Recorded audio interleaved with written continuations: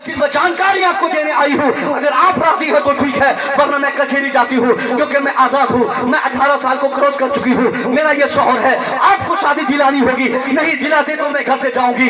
अब ये सारी बातें हमारे माशरे में होगी और अब हिंदुस्तान लेवल में कसरत से आज हमारी बच्चियां मजहब छोड़कर दूसरे मजहब के मानने वालों से शादी करती और उस शादी के बाद एक ऐसा गलत माहौल हमारे समाज में फैलता कि हमारे उलमा बताते भी उनकी जबान कांपती है। मैं मानता हूं कि आपकी बच्चियां नहीं गई हैं, मैं बताऊं रिपोर्ट आपको, बताऊं रिपोर्ट। एक हफ्ता पहले एक बड़े आलिम ने उत्तर प्रदेश के गोरखपुर जिले की एक खबर दी, वमीश भाई आगे बेचारे रिपोर्टर है, उन्होंने बताया कि हजरत मेरी जानकारी में एक महीने में 35 बच्चियों ने अपने मजहब को त्याग देकर दूसरे मजहब के शहजादे को गले लगा लिया। अल्लाह बचाएगा जैसा हमारा, कौन उसके ईमान की हिफाजत की जिम्मेदारी कबूल करेगा?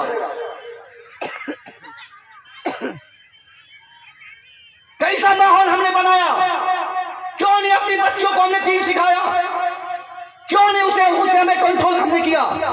ये चंद पैसों की नौकरी पाने वाली सनत के हुस्न-याबी की लालच में हमने अपनी बच्चों को कॉलेज भेज तो दिया, मगर ये कभी नहीं सोचा कि 10-20 हजार रुपया महीना मेरी बेटी जॉब के नाम पे कमा तो लेगी, मगर उस पैसे के कमाने के पीछे मुमकिन है हमारी बेटी अपनी इज्जत दे। अगर आप गार्जियन हैं, बहुत बड़े हाजी हैं, अगर आपकी बेटी इस तरह के कमाल उठाई है, कल मैदान महशर में रब आपकी नमाज, आपके हज, आपकी ज़कात, सब कुछ आपके चेहरे पे मार देगा। नबी ने क्या फरमाया? कुल्लुकुम राइन व कुल्लुकुम मसऊलुन अन रइय्यतिही। तेरे समाज का हर व्यक्ति, हर शख्स अपने समाज के लिए मॉनिटर है, निगरान है, रहबर है, इसलिए इस रहबरी की जिम्मेदारी को आपको पूरी करना होगा। आपने चश्मपोशी की, आपने सुस्ती का मुजाहरा किया, जिसके नतीजे में ये मुआशरे में बच्चों के ईमान के साथ जो खिलवाड़ हो रहे हैं, इसका जिम्मेदार सिर्फ आप हैं।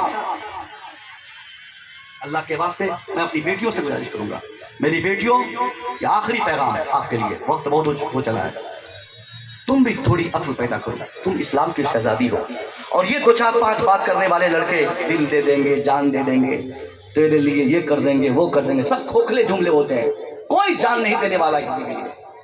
ये सिर्फ आपके जिस्म के पुजारी है, ये 2-4 जुमले बोलकर आपको भड़काना चाहते हैं, आपके नाजुक दिल को अपनी तरफ मोड़ना चाहते हैं।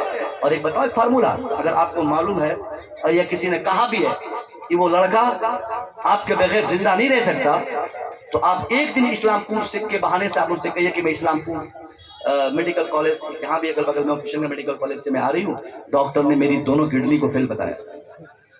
अब उनसे कहिए, मैसेज कीजिए उनको व्हाट्सएप पे कि उसने मेरी दोनों किडनियों को फेल बता दिया।